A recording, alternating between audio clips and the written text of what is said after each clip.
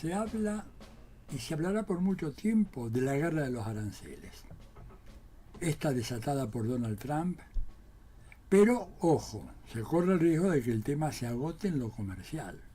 En el balance de las importaciones y exportaciones de Estados Unidos y sus socios comerciales. Pero sería un grave error acotar la discusión a ese punto.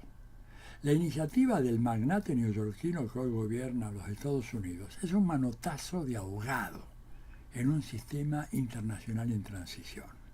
Una movida además torpe, mal concebida, que por su improvisación, avances y retrocesos no merece siquiera llamarse un plan.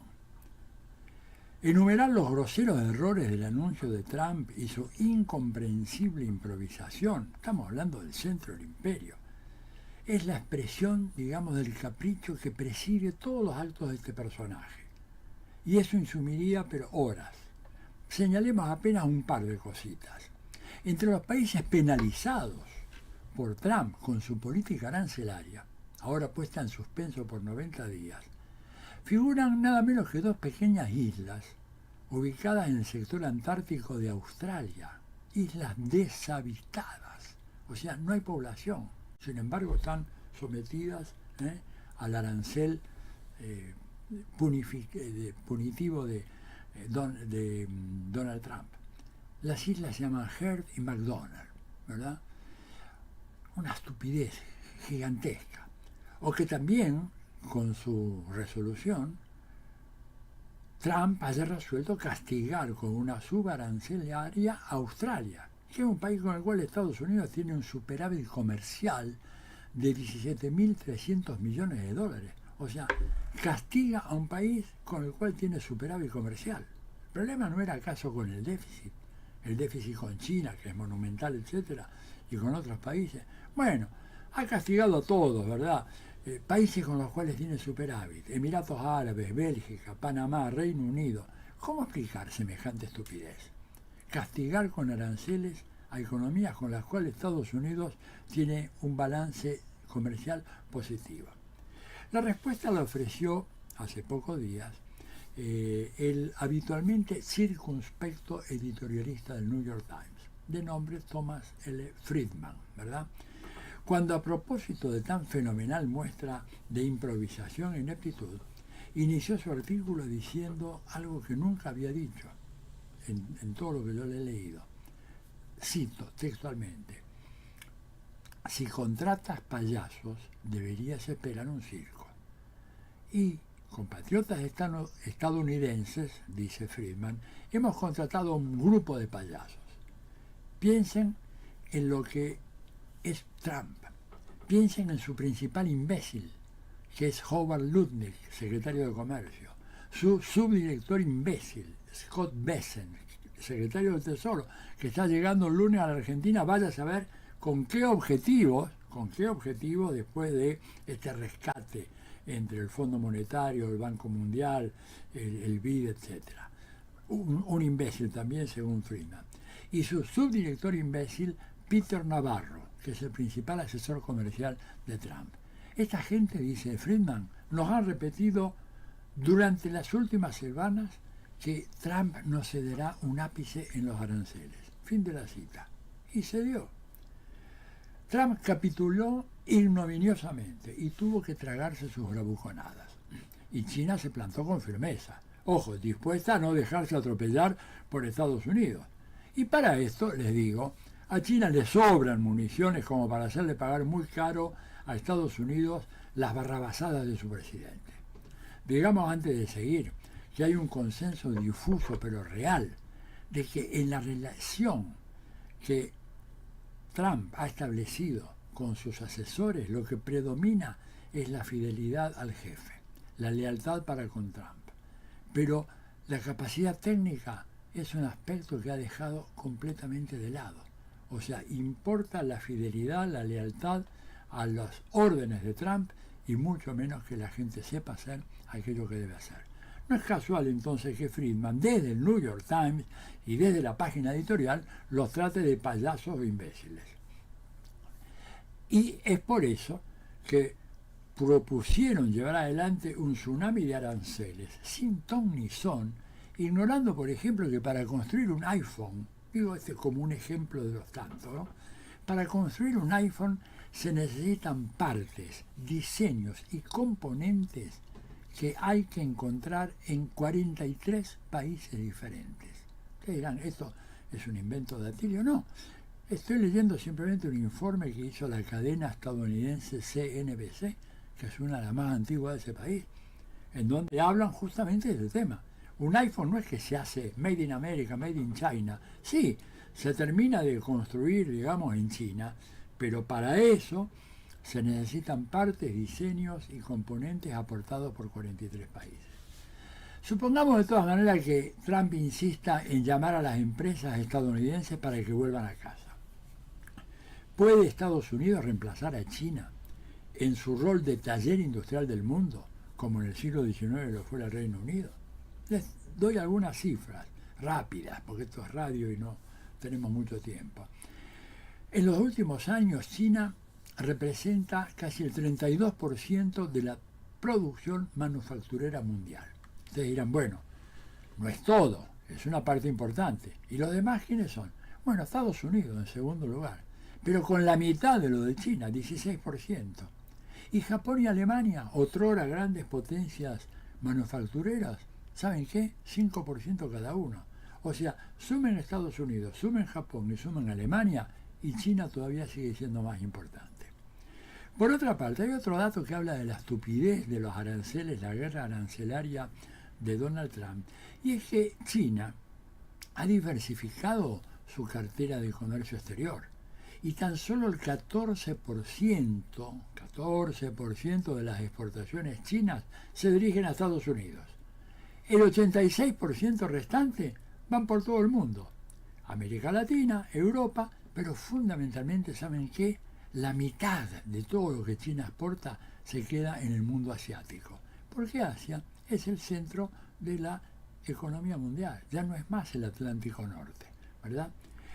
Entonces, por más que Estados Unidos le quiere imponer sanciones que afectarán al 14% de las exportaciones chinas, que rápidamente China va a encontrar nuevos clientes. El mundo cambió mucho, ¿verdad? Y en Washington todavía no se han dado cuenta de ello. Acá en la Argentina, con el gobierno de Milei, mucho menos. La multipolaridad política reposa sobre una multipolaridad económica, ¿verdad? Y acá llegamos a un punto que es crucial.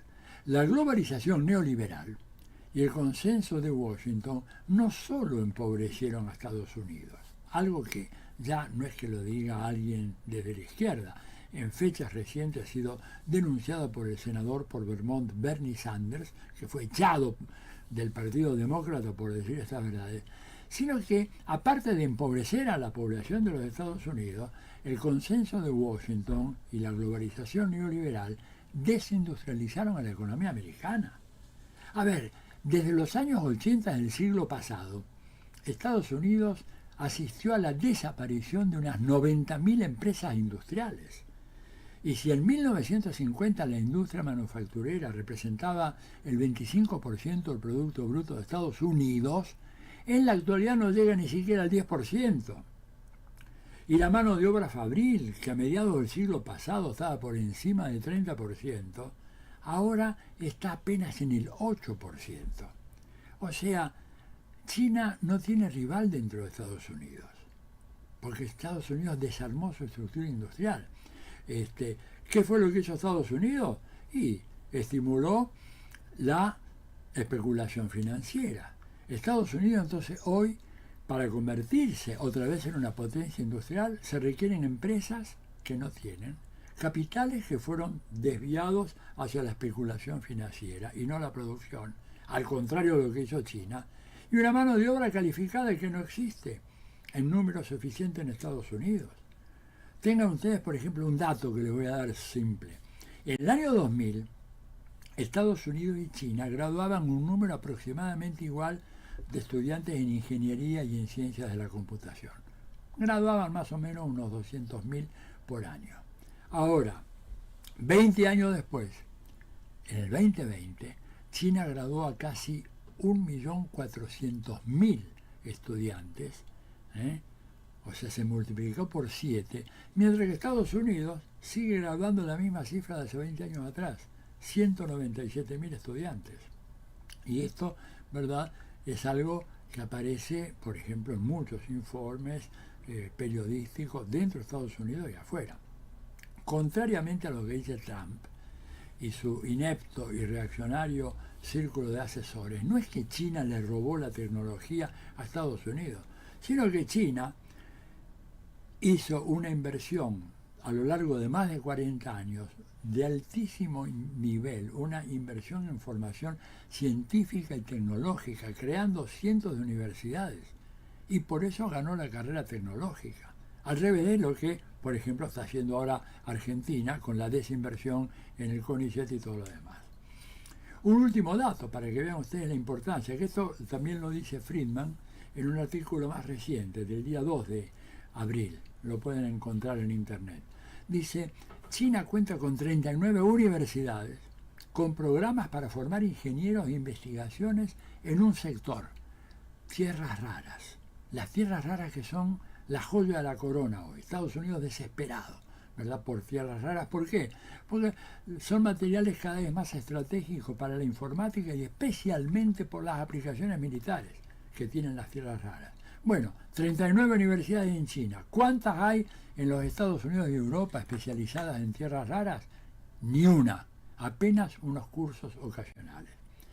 Concluyo entonces diciendo que el desesperado intento de restaurar un sistema internacional que ya ha cambiado definitivamente, debido a la sólida conformación de un mundo multipolar, hacen que las estrategias actuales de Washington solo servirán para reforzar aún más la creciente articulación entre los países del sur global.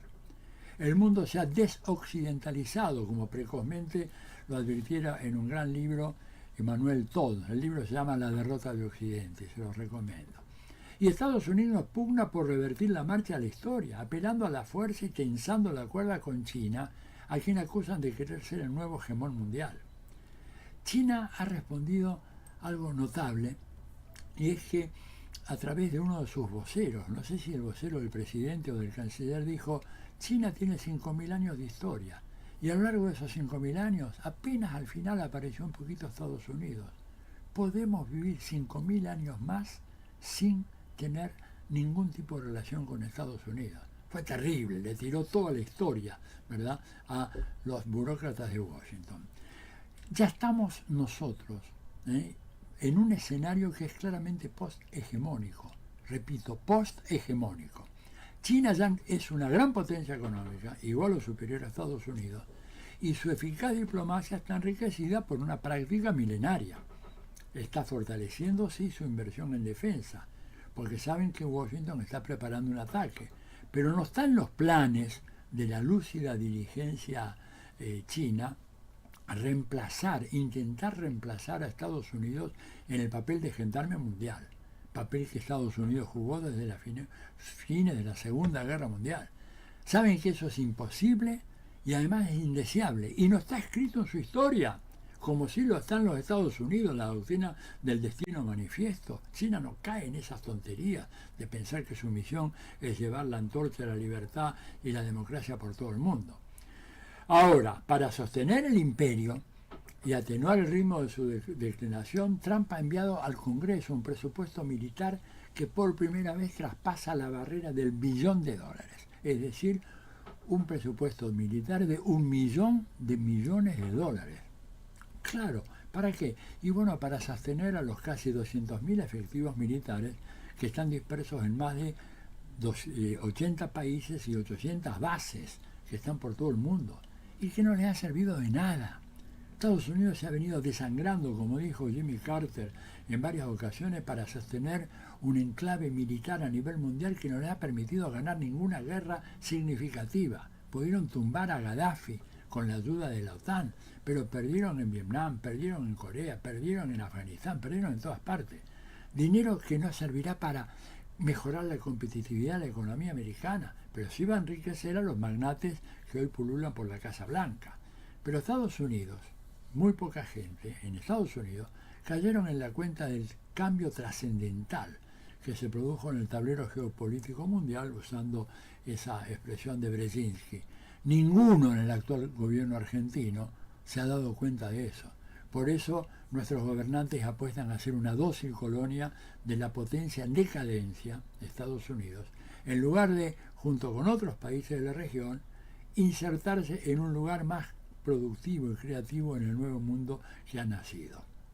Por eso, en un gesto que habla de una mediocridad en línea con la que Thomas Friedman percibiera en el entorno de Trump, aquí el gobierno de Javier Milei desechó la invitación que le fuera hecha a la Argentina, no a su gobierno, no a su pésimo y corrupto gobierno, sino a la Argentina, invitación que le fuera hecha a la Argentina de ingresar a los BRICS, una coalición que ya tiene un peso económico significativamente mayor que el G7. ¿Y saben qué? El gobierno argentino le da un portazo a eso. Termino diciendo, pagaremos muy caro por semejante desplante. Pero no nos olvidemos entonces que la guerra comercial es una guerra que tiene que ver con la modificación de las placas tectónicas de la política internacional que se han movido en una dirección contraria a los intereses de Estados Unidos.